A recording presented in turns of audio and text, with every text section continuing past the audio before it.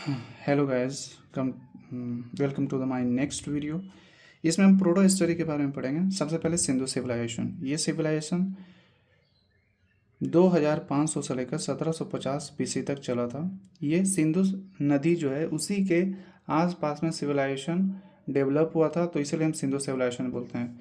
First excavate मतलब first खुदाई जो हुआ था हड़प्पा में हुआ था, इसीलिए हड़प्पा सिविलाइजेशन भी बोलते हैं। इसके बारे में जानकारी किसने दिया था? तो चार्ल्स मैसन ने दिया था। सर्वे किसने किया था? तो जेम्स कनिंघम ने दिया था। 13 लाख किलोमीटर पर स्क्वायर में हुआ था। ठीक है। हड़प्पा को सबसे पहले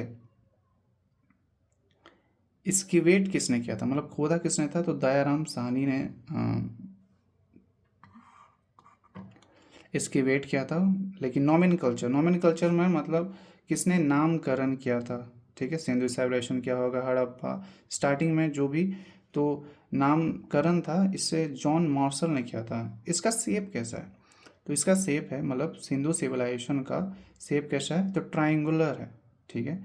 it is the first urban civilisation, मतलब ये शहरी सिविलाइजेशन था। मतलब उस वक्त के जो लोग थे वो शहर की तरह रहते थे। ठीक है। ये गांव की तरह नहीं था, शहरी था। इसका जो ट्रायंगुलर जो शेप है वो किस तरह है? मतलब ऐसे तो इसमें रेक्टेंगुलर है, बट है ट्रायंगुलर। ठीक है। तो जो नॉर्थ की तरफ है वो मांडा है, जो सबसे लास्ट आपको मांडा मिलेगा। साउथ की तरफ दैमाबाद जो प्रवर नदी के किनारे पे है, और मांडा जो है चेनाब नदी के किनारे पे है। इधर जो वेस्ट की तरफ है ये सुदका कैंडोर है, जो पाकिस्तान में है एंड डास्क नदी के किनारे पे है। और इधर यूपी में है आलमगीरपुर हिंडन नदी, ये जो ईस्ट का है। इसको आप सिंपली याद कर सकते हैं, सम इक्वल टू एड, स म एडो। ठीक है। एंड नदी का नाम डच है, पर डी से डस्क, च से चेनाब, एंड है फॉर हिंडन एंड प्र फॉर पी आर। ठीक है। प्र से प्रवर। अब पढ़ते हैं फेमस सिटीज़। फेमस सिटीज़ जैसे कि हड़प्पा 1921 में दयाराम साहनी ने इसे एक्सकेवेट किया था। ठीक है। कहाँ है ये? तो माउंट गोमरी डिस्ट्रिक्ट में है, पाकिस्तान। ठीक है। हड़प्पा आपको याद रखना है पाकिस्तान में है, इंडिया में नहीं है। ये कहाँ है?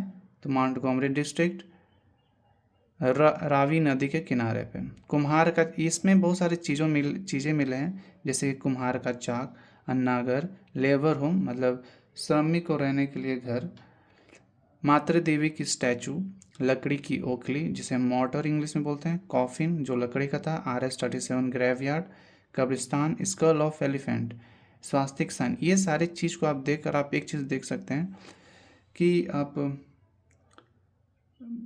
एक क्या बोल सकते हैं, ट्रेडिंग नहीं,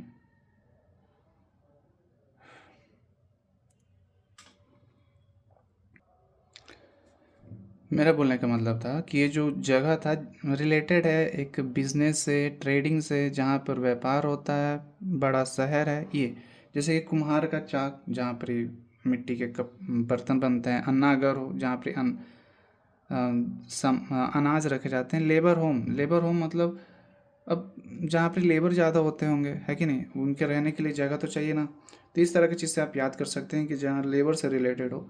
ठीक है। बिजनेस से रिलेटेड हो, जहाँ पर काम ज़्यादा होते होंगे। ठीक है। सेकंड, मोहनजोदाड़ो 1921 में राखल दास बनर्जी ने इसे एक्सकेवेट किया था।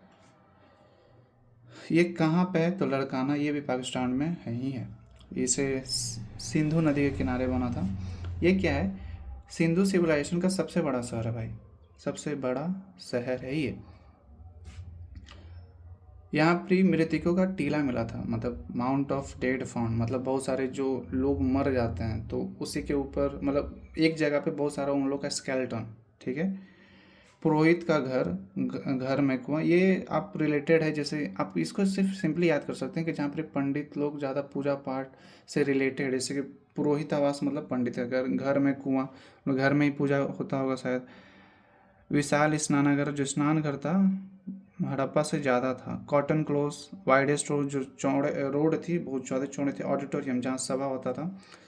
पशुपति मंदिर, जहाँ पर मंदिर है तो आप देख सकते हैं। Bronze dancer and pile of copper. Bronze dancer का मतलब है कि वहाँ पर एक डांसर थी, डांसर की मूर्ति मिली है जो ब्रोंज की थी, ठीक है, कांसे की। पाइल ऑफ कॉपर, कॉपर का ढेर मिला है। तो ये यहाँ तक हो गया। नेक्स्ट हम वीडियो में बताएंगे कैसे और भी साइट्स के बारे में बताया जाएगा।